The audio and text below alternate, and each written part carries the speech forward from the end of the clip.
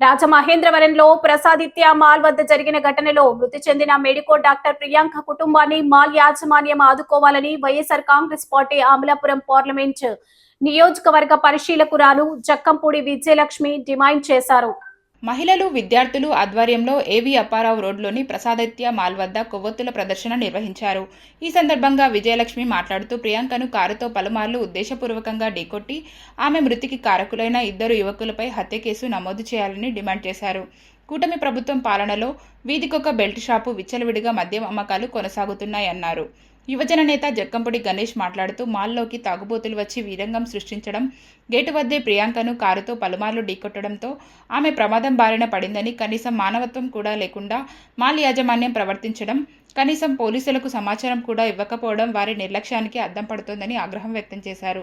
YCP నాయకులు నందెపు శ్రీనివాస్, పూలు Vijayalakshmi, సంకేశ Bhavanipriya, BC మహిళా నాయకురాలు బర్ల సీతారత్నం, సరితారాణి, నీలి ఆనంద్, తగరం సోము, విజయ్, పలువురు యువకులు, విద్యార్థులు, మహిళలు పాల్గొన్నారు. ఇంత పెద్ద విషాదం ఇక్కడ జరిగితే వారి కుటుంబాన్ని పరామర్శించడం కానివ్వండి, వారు వచ్చి బయటకు వచ్చి ఒక 4 మాటలు వారి కుటుంబానికి ధైర్యం కలిగించేటటువంటి విధంగా వ్యవహరించడం అనేది మానవత్వం. ఆ మాత్రం కూడా మానవత్వం లేనటువంటి వీరి విధానాన్ని మాత్రం తీవ్రంగా ఖండిస్తూ ఉన్నాం. కనీసం వారిని పరామర్శించకపోను ఇక్కడ జరిగినటువంటి యాక్సిడెంట్ ఏదైతే ఉందో అది బయట జరిగింది అని చెప్పడం ఇంకా దురదృష్టకరం. పైన తాగేసి వచ్చి ఒక 2 వ్యక్తులు గొడవ పడితే అక్కడ ఉన్నటువంటి సెక్యూరిటీ వారితో గొడవ పడటం జరిగింది. ఆ సెక్యూరిటీ వారు తరుముకుంటూ వస్తే ఇక్కడ ఆ నిందితుడు ఎవరైతే ఉన్నారో తన అన్యాయంగా ఒక ఆడబిడ్డని కడుపును పెట్టుకున్నాడు.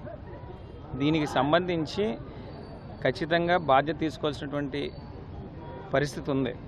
దాన్ని కూడా లెక్క చేయకుండా కేవలం వ్యాపారం చేసుకుంటాం. నిజంగా వాళ్ళు ఏ రకమైనటువంటి బాధను అనిపిస్తున్నారో తలుచుకుంటే కూడా చాలా చాలా బాధ అనిపిస్తుంది. ఇవాళ ఈ యాజమాన్యానికి ఒకటే చెప్తున్నాం, ఖచ్చితంగా ఇళ్ళ కుటుంబాన్ని పరామర్శించవలసినటువంటి అవసరం ఉంది.